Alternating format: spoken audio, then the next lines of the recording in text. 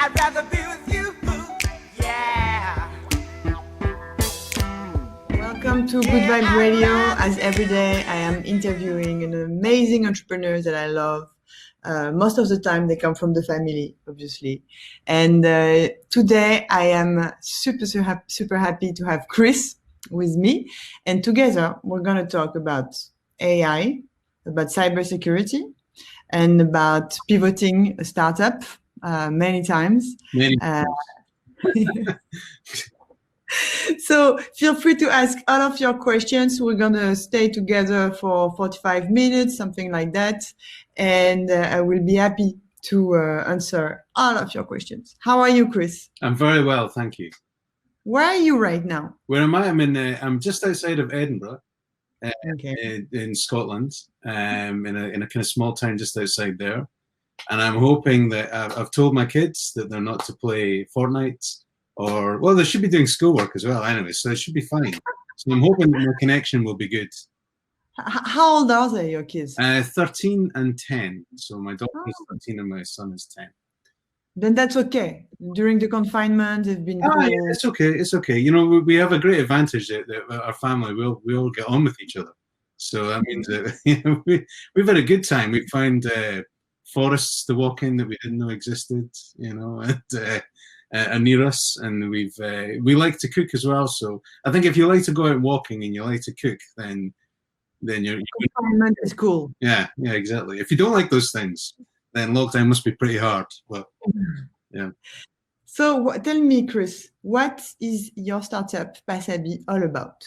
So Pasabi, we basically help brands protect their identity, whether it comes from counterfeit products that are being sold within social in particular, or on marketplaces.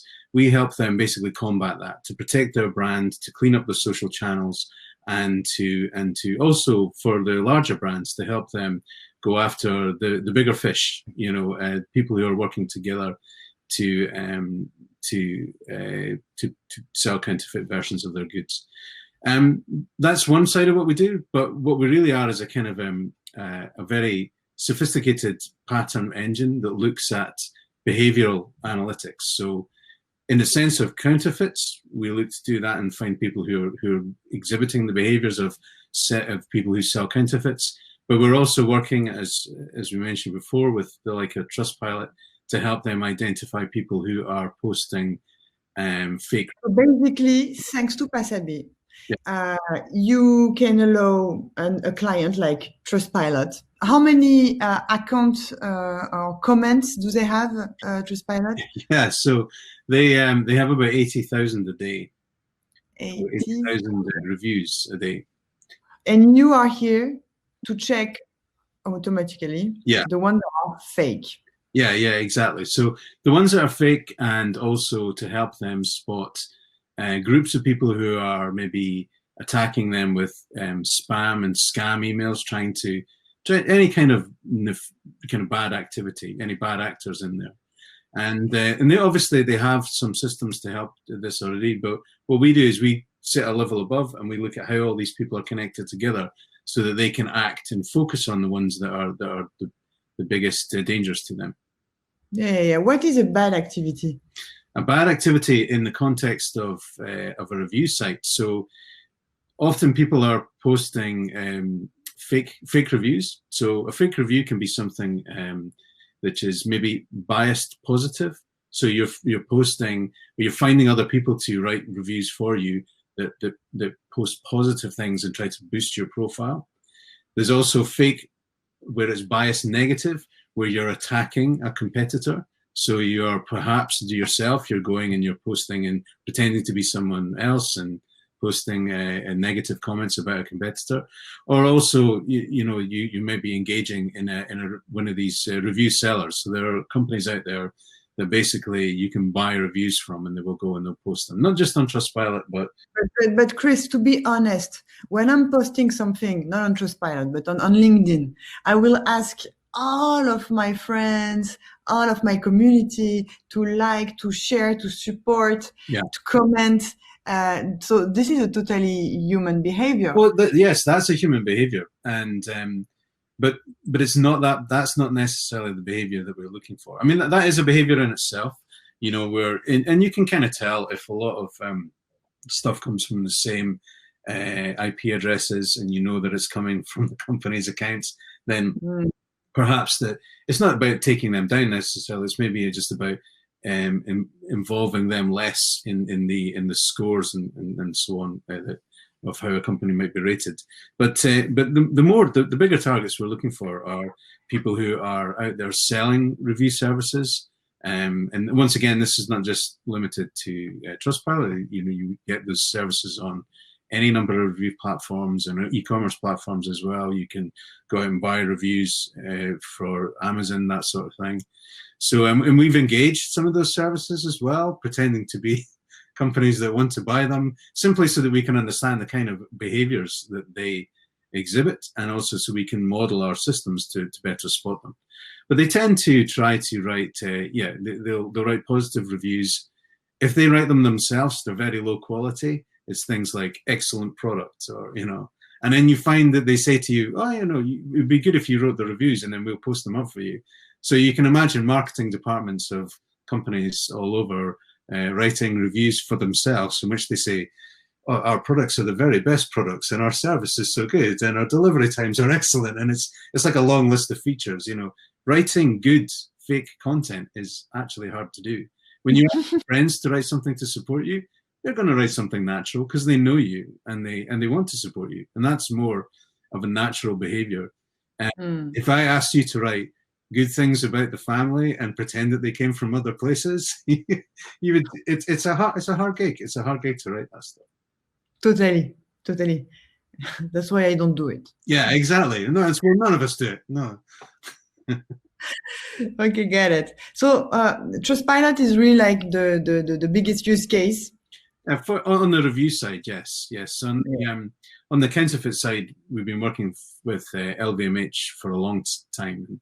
Although these things sound slightly different, the key thing is that they share similar technical aspects in terms of the. What is the case with LVMH? Sorry, could you ask? What is the case with LVMH? Yes. So, well, with LVMH, we met them very early. And we were happened to be, I mean, I think we mentioned before, our product has been many things. When we started out, it was more focused around using AI and different graph technologies to do personalization. So it was more about selling more products in the kind of fashion and retail space. And that's where we met LVMH for the first time. We met a great guy there who's the innovation director called David Lindsay. Happened to see us presenting to the person who runs Edinburgh Fashion Week. You know, we had all our stuff up, showing all their technology and how it could be used. And this guy I didn't know in the background came up and tapped me on the shoulder at the end and said, "I really need to speak to you." And he had a real background in fashion and tech. He used to run the tech for Net-a-Porter and then also Farfetch. I'm sure a lot of people have heard of Farfetch. So he really understood this space, and he kind of just moved into LVMH doing this work. So he wanted to see different ways he could use our technology within LVMH. And this is where I think we went on an interesting journey. We were speaking before, Alice, about most of the conversations you have with entrepreneurs are about saying, find the problem and then bring the solution. Yeah. Yeah. This is the point, because you are talking about the fact that to most of entrepreneurs, we say, make sure there is a market, make sure there is a client first, and then start coding, start building the solution. But as long as you don't have the client and a validation of the market, don't start. And you, Chris, did the totally the other way, because you are a super amazing tech entrepreneur. You started by building a solution and you introduced your solution, and now that's what you're talking about right now. It's the guy at LVMH understood how valuable it was for him. And how to use it, and he told you how to use it. Yeah, I think that's exactly correct. I mean, we started out and we thought there was a problem space in personalization that we wanted to tackle, and that was in it because I previously worked in B2C with Skyscanner, so that was my thing. I wanted to solve that big problem, And I think that's when I first met you guys. I think we met very early on, Alice, and also worked with Usama and Balthazar as well. And it was, so it was exciting then about trying to tackle that B2C issue. But I think it was hard to raise money in fashion and retail B2C at the time. I remember Usama just phoning him up and going, I tried everywhere. No one's got money right now. So that was when I guess we had identified a problem and had tried to do that. But it's how we pivoted out of there by working with, that was about the time when we saw LVMH and they said, they presented us a kind of, why don't you work with us and see how we can make this stuff fit? So in a sense, then we pivoted around those and followed the path, keeping on turning the technology towards solving bigger and bigger problems within that kind of organization. And that's been our way around it. And you're right, this is not normal. And I talk to other entrepreneurs and say, oh, don't do this, but it's worked for us. And yeah. So for LVMH, it was started out with unbundling our kind of personalization stack and then saying what parts of it could be used for you. And so we were able to kind of look at social channels and use some of that technology to tell them things that they didn't know, kind of analytics-based stuff. So we'd tell them, instead of building a personalization model around an individual like yourself, Alice, based on your social data to help build a better personalized shopping experience, we would instead kind of look at anonymized across all of social, say Pinterest, and we look for mentions of their brands like Dior. And everywhere somebody pinned a photo of Dior, we would go to the open public boards that they came from, and then we would build these different models around them, gathering it all together. And then we could tell them things they hadn't known, which was like what their audience wanted to buy next, because it was a place where people went to plan. So we kind of graduated from there, from doing this stuff, and then further just listening to them about where their real problems were. And it was like, okay, let's look at these other social channels. Let's look at Instagram. Let's look at the fact that 46 million posts were posted hashtag Dior, and they didn't know the conversations that were going on around the brand in this organic content. So we were able to go in, look at this stuff, kind of analyze it and tell them things that they didn't know as well. Like people were asking where products were available and they weren't, whether something was available in a region like Canada, and they weren't answering it. So we were able to automate some of that. So we graduated through kind of doing this. And it was maybe about 2 years ago that where we'd done a lot of this analytical work for them, and it was them the first that came to us and said, actually we've got an even bigger problem, and I think you can help solve it. And that was counterfeit and fraud in social. I mean, social is such it is by its nature. It's just this big free space that anyone can post anything. And it becomes very hard to for their teams to monitor what's going on with their brands. But since we'd already written a tool that went to this, we were able to pivot away from looking for marketing signals and more towards the behaviors of people who were selling counterfeit goods. So that's exactly what we've been doing for them, which was like highlighting individuals who are posting content, maybe great counterfeit goods, but also grey goods where they're not. Sometimes where they might not even know that they're not allowed to sell something. They're trying to sell it on their own websites, but actually it's not an official channel. So there's a number of places where that can happen. And I think for LVMH, it's becoming increasingly important to them because over what's happened recently, obviously with COVID, a lot of retail has shut down, and for luxury, there was a big reliance on traditional retail, and especially recently with the Chinese market. I think in the last 10 years, it's went from 8% of luxury to 38%.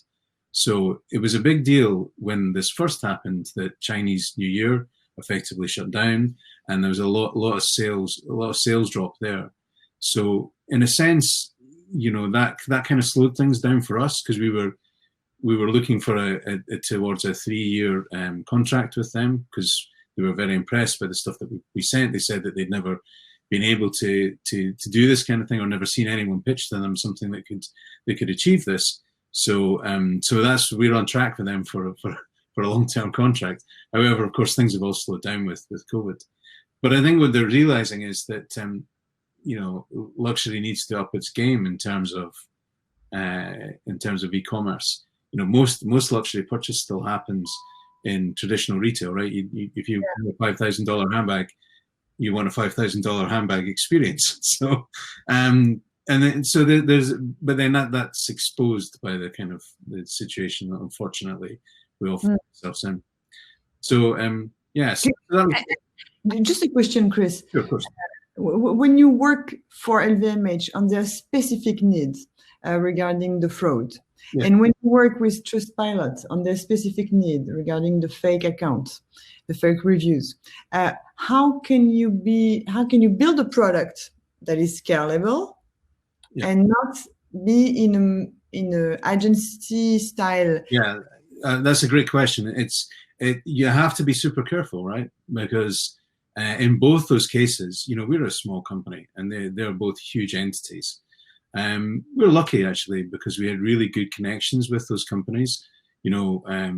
I've always said that the connection with David in particular, he at LVMH, he knew that what we were trying to do was build a product, and he made the argument that what they wanted to make sure was that we were building a product that could be used by other people as well, because he knew that he would get a better product that way, right? So, exactly. So yeah. Smart guy. Yeah, so you need that, and you need that kind of relationship with those big entities. Otherwise, you will drown. And we have a similar situation there with Trustpilot. Obviously, the move from a consultancy to a product, you have to be careful. You have to be careful legally. You have to be careful in your processes. But I think if you come into this open and you can talk to people about it, you can build those relationships and you can develop good products in those contexts. But it is. Chris, it is. It's very conceptual for me, cybersecurity. Can you show us by sharing your screen a little demo of how it looks like when you come back to LVMH or Trustpilot with a solution? Do you come with a list of potential fake profiles, or how does it work? Sure, I'll share a little bit now, and obviously the nature of what we do is quite sensitive as well. So I can show you a couple of screenshots of what we're doing, and then a little demo as well that's kind of offline data. I'll explain that as I go. I'll do a little share here. Cool. Okay. So I think can you see my screen now? I see your screen. Yes. So yes. So this just gives you a little idea. This is from a deck that we have that just kind of highlights some of the key screens. So this is obviously made up data, but this is the kind of thing that we can show them. We can go into social. In this case here, this would be somebody maybe that is posting content within Instagram, and they're maybe posting access to fake counterfeit goods. So here we're able to kind of identify those people. We pull in all the data. We can translate it all into English, because that's what we do, because all our AI models look at English text, and then we will kind of look for patterns within there that identify individuals who might be trying to sell goods. So you find that people who are trying to sell goods often have to communicate that they're trying to sell something some way. And this is one of the key differences with what we do. What we're doing is we're looking at the behaviors of individuals who are trying to sell, rather than the products themselves. So, it's very hard. And I think if anybody says that they can use AI vision to visual techniques to look at pictures and say, yeah, that's a counterfeit bag, a lot of the time that's nonsense. But what you can do is you can use techniques to understand the behaviors of individuals and say, yeah, I think this person may well be selling fake goods because of the kind of way they're trying to communicate their information, the way they're talking about the products, and the way they're trying to make a sale. So that might be how we do for individuals. And I'll show you a little demo of this kind of thing working. But this is one of the key things we did for, and this is relevant, of course, for both counterfeit goods and also for fake review content, is that it's about seeing how do these things connect up together. Is it a lone person working alone, or is it a group of people acting together? And that's this most interesting term. So I'll show you. I'll come out here and show you a little demo of that. So I've set up a separate demo. This is an offline tool. I'll just clear this out. This is your tool. The clients, they cannot have access to that, or they can. Yeah, this is the clients have access to a tool like this inside a web thing. This is an offline one with an offline set of data, so I'm not showing you anything sensitive, but it's effectively the same thing. So what we can do is I can bring up. This is based around a set of data from one of the luxury clients, maybe from just a few days of posts on Instagram. And here what we can see is the red discs that are appearing on the screen. They indicate their telephone numbers. And these are telephone numbers that we've spotted as we're looking at the posts that are coming up that that people are using when they're talking about trying to sell products. And there's always a key indicator. So this might be WhatsApp account numbers that they're providing, or different types of telephone numbers. This is often how the sale doesn't happen within social. It happens elsewhere on something like WhatsApp. But the advert for the thing happens within social. So if I expand this out here, you'll see, oh, it's a nice little pretty diagram that looks... It looks like a flower, Chris, I have to tell you. I always wanted to make technology that looks like flowers. I think we should make, even if it's bad people doing bad things, why should it not look beautiful? To take pleasure, to enjoy the ride. Indeed. So here we can see, if I zoom in on this, you've got an individual here. There's a phone number that's shared by all these different profiles. So, I'm sorry, but I'm amazed by the beauty of that. Yeah. So all these folks are basically saying, "Hey, come and buy this product," and pretending to be one individual, but of course they're either many people or there are a few individuals pretending to be many people with fake accounts. So, excuse me, Chris. The red is one person publishing on many different fake accounts. The yellow are the fake accounts. So the yellow are all fake accounts. The red is a telephone number, which appears within all of the text. So they might have different texts, they might have different things, they might be talking about the products in different ways, but the ways that they're asking for you to communicate with them are all through the same set of phone numbers or so on. So if I expand this out again, we'll get another more complicated view. So I will explain this. I know it looks a bit crazy, but in a sense here that these are the profiles, the yellow things, and then the usernames are in green here, dark green. So often in profiles, we can say that's an individual who's pretending to be an individual, but they may actually also be using multiple usernames as well. But effectively here now you see that a URL has appeared as well. This is one that we've seen often, Super Hermes. That's a site that sells different luxury products. And so all of these dark green dots here are pretending to be separate people, and they're using different yellow dots here, which are all the different accounts they're using. But effectively, they're all using the same tools to communicate with people, these phone numbers and these websites. And if we move off here, here's another example that we've got some email addresses appearing here as well. So this is probably one of the more simplistic models that we use. A lot of this is connected by what we call personally identifiable information. So telephone numbers, email addresses, Facebook account IDs, even BlackBerry messengers. People still apparently use BlackBerries when they're trying to sell counterfeit goods. But we connect all these things together. And what that does is that allows teams on the ground to focus in on some of this content. So if you imagine, I'll just stop sharing that there if that's okay. Yeah. If you imagine what we're talking about is there's a problem that's this huge, this big. You know, the vast amount of data that's out there, whether it's within sites like Trustpilot or whether it's out there. You don't know where to start. Yeah, they don't know where to start, exactly. So they're chipping away and finding things here and there, and they're doing the best that they can with that stuff. But what we're able to do is have a look at that, and we can narrow it down to something, and say, in the case of counterfeit goods with LVMH, it's saying, you've got teams on the ground that are wanting to break the companies that are, or the groups and organizations that are trying to push this counterfeit goods out there. And it's a big deal for the likes of LVMH. They and then, Chris, what do they do? Because once they know who is in charge of the fraud, then they go to the police. Yes, it's a different. So often this will be in other territories. This just happens to be the way these things are. Is There's quite a few areas in particular zones within China, and sometimes in Thailand, Malaysia, sometimes in Ukraine as well. These are common places that come up where there are some issues there, and they have authorities on the ground. They work with different groups, and they try to identify those individuals and those groups of people. It's serious stuff. You know, a lot of this is associated with the modern slave trade. There's a lot of good reasons, other than just for the brands to not want to see their products out there, you know, fake products out there. They want to be seen to be tackling these serious issues. So in a sense, we're not replacing the jobs of the people that are already out there doing that work. We're just making that job possible for them.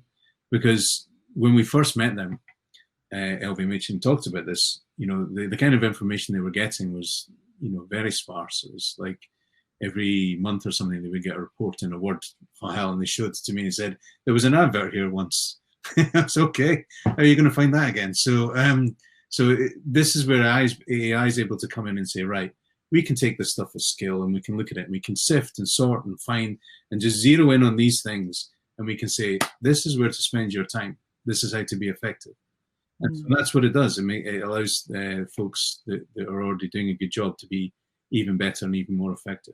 And isn't it the police as well who would be a user of your product? Yeah, well, that's an interesting one, because when I started this, I mean, we talked about this before, you and I, that, you know, I didn't plan to get into cybersecurity. At the beginning, the very first pitch of Pasabi was on Pinterest.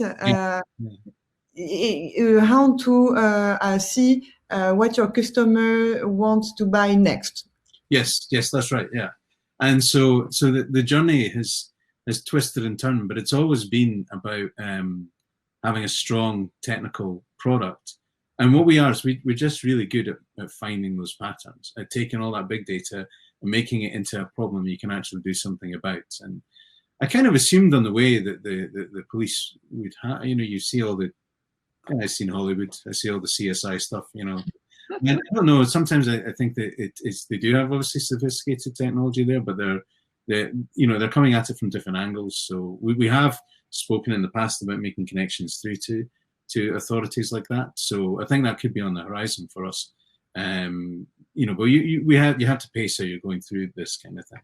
It's interesting because you really have a different approach than what I've been seeing in the cybersecurity industry, because it's really a top-down industry, working hand in hand with institutions. So the mindset and the way of building products is so different.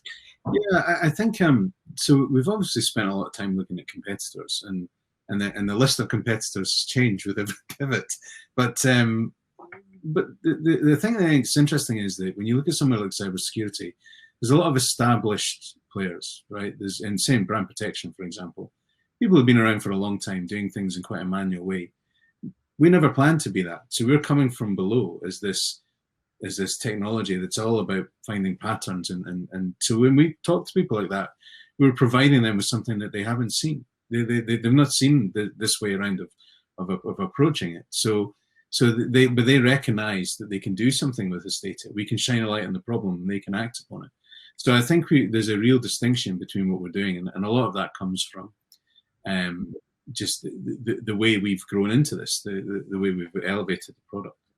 So I'm sharing in the chat right now the address, the URL of Pasabi. What are your next steps?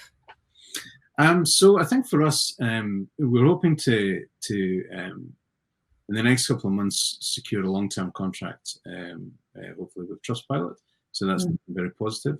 I think that the contract with LVMH, whilst that is very sizable for us, by its nature and the situation that's going on right now with COVID, things have slowed down there. Although we're still talking to them, and that should we should see that start up again in a few months' time, I think. For us, actually, with the contract secured at Trustpilot, we intend to really push out on the reviews front. You know, we looked at that, and in the competitor space there seems quite sparse in terms of like technologically advanced competitors. I'm sure there are other startups working in that area, but you know, we've got a very mature product now, and we've got a very strong first big customers. So our intention is to go out there with with a very strong campaign and start to gather people in. And although it's strange times, I think it's quite good times to talk to people about how they can help protect their digital businesses. I think it's really behind all current events. There's still a digital economy there, and Could you do it for fake news? Sorry? Could you do it for fake news? I think we probably can. Yes, I think. No, wait. No, sorry. Excuse me. No. It's not fake news. I mean, the fake account on Twitter. It's the same. Yeah, we're already looking at. We've already been looking at Twitter and Facebook and other things as well. So if you think about it, it's the behaviors of individuals. That's what we do. It's a behavioral analytics approach. It doesn't really matter if a person who's selling a fake handbag or a fake iPhone or is writing fake content, they exhibit behaviors, and that's the behaviors that we're going after, not the individual item itself. And I think that that's quite a universal approach, and it's quite different to the other approaches we've seen. We've seen some technology companies say that they can use artificial intelligence, visual techniques to identify fraudulent content, and we think a lot of that is hard. I mean, we've been working in AI for 20 years. We know how hard some of this stuff is. So we concentrate on the stuff that we think is really possible, which is behavior. You can use these techniques to gather information in, and it's very hard to disguise some of those behaviors. As we said, it's hard to write fake content. It's hard if you're trying to sell fake goods. You still have to reach out to people, and you still have to find them. And it's those actions, it's those things that we focus on. So it can be applied to these different contexts. I think we're showing that now as we moved into two areas. We probably moved into the fake review space faster than we intended to. And certainly, I think we were talking about really focused on the counterfeit area, but things change. You have to change with the times, and I think that. So we knew we had something there, and we really pushed that, and that seems to be working very well. But at its heart, it's because it's the same technical product. It's just being applied in different ways. So you need that continuity between the different channels if you go into different verticals if you're going to approach them that way. All right. What do you see for you? How can you see the next 6 months within your industry? How will it be? How do you want it to be? Yeah, I think that, as I was saying, I think there's going to be a realization that, arguably the biggest economy right now is the digital economy, because that's the only economy that's been functioning. And so I think a lot of people there's going to be a lot of change in attitudes towards how people are focusing their energies and what their expectations are going to be. But it's certainly not going to be a reduction in digital interaction. I think it's going to be increased digital interaction. And people need to know that there's authenticity behind those interactions. And that's the key. I think the phrase we often use is that we're defending authenticity. This is what we need. This is what we do. This is at the heart of what we do. And I think that more people will demand more of that. If more of their interactions are on digital, if more of their retail experience is on digital, then there's a lot of difficulty with trust. If they're not seeing, if they can't trust what the reviews or the authenticity of a product, how will they feel about the brands that they're engaging with? So it needs both sides to make this. So I think there's going to be a growing realization of the importance of that authenticity over the next 6 months. Cool. Why? Also, I wanted to ask you a question. Why did you join the family? First question. Well, you're awesome. Good question. Simple answer. I love it. I think. Good question, yeah. And who among the startups that you may have been talking with, exchanging with, are the one you appreciate the most? Oh, no, that's a really good question. I think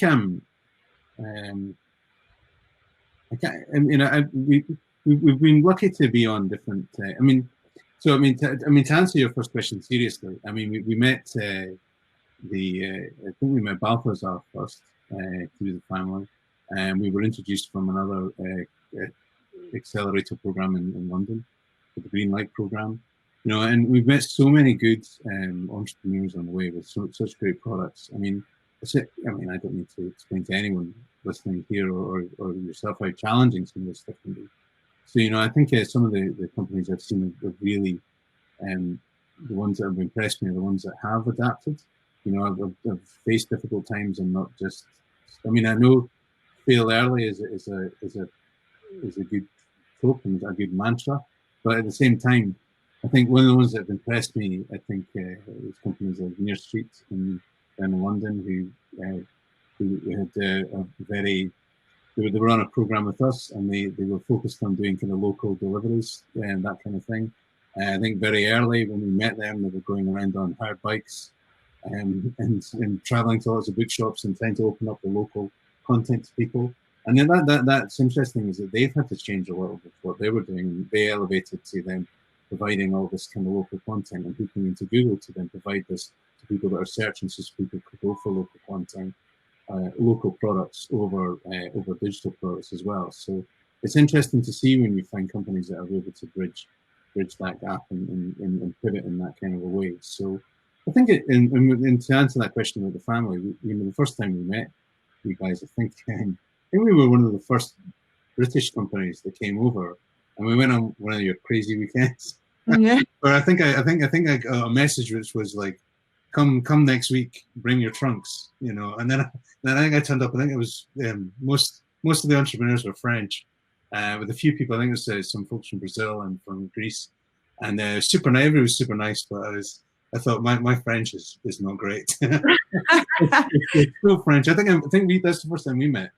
Alice, yeah. Away on that, and you know, I just think that all their interactions with the family said to me that you had this real understanding of. You know, the real challenges, and the challenges we're not all in the valley, and we've done those accelerators. It was, you know, micro accelerators where you go out to Silicon Valley and you go out to New York. New York's particularly interesting us from fashion perspective, but you know, you go to those things, and a lot of that just it helps you understand your place, where you're actually at in the world, because you're not in the valley, you're not in New York. You have to then come back to where you are and work out how do you reach out. And I think that the mindset of the family when we saw it was very much that. It's like, don't pretend to be what you're not, but let's be brilliant at what we are. And that felt really positive and really helpful. So yeah, we've and I think it was also very supportive of our many changes.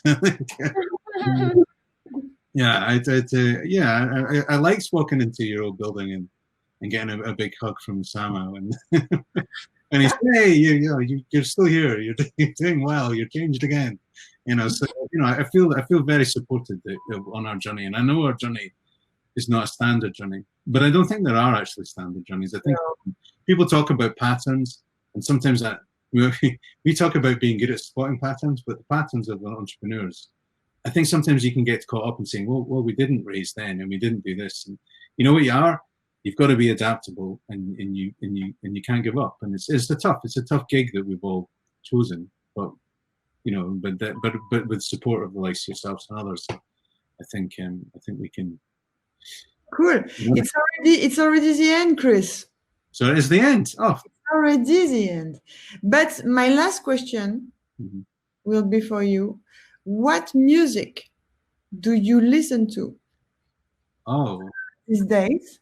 To feel better, to wake up in the morning, to have a good moment, to dance a little bit with your kids, maybe? Yeah. So the kids don't like my music. I will like your music. A musical obsessed family, right? So my dad has been like, I don't know, it's like approaching 70, and but he still only likes to listen to new music. So he's like, he gets bored when people say, "Hey, well, listen to Led Zeppelin." It's like, no. So we have.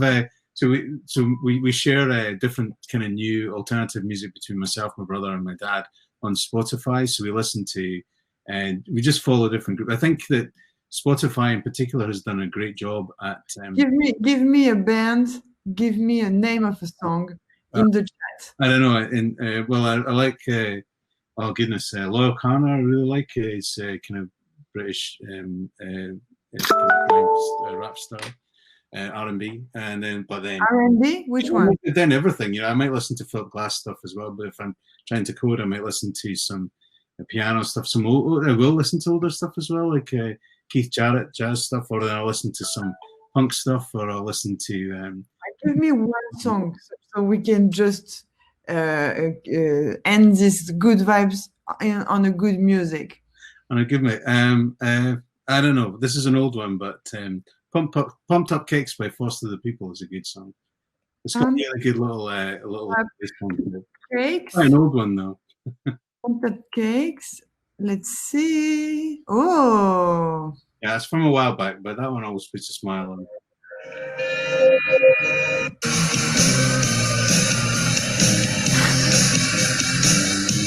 Ah, yes. Okay, got it. You know that one. Cool. All right. Yeah, they're gonna dance robot. It's a good one. I love it. It was a pleasure, Chris. Okay, well, that's great. Thank you very much.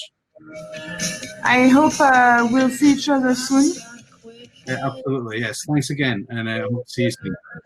See you soon. For the few people who are here still, you can go in the networking session and chat with random people every 5 minutes. Thank you now. Goodbye. See you. Bye bye.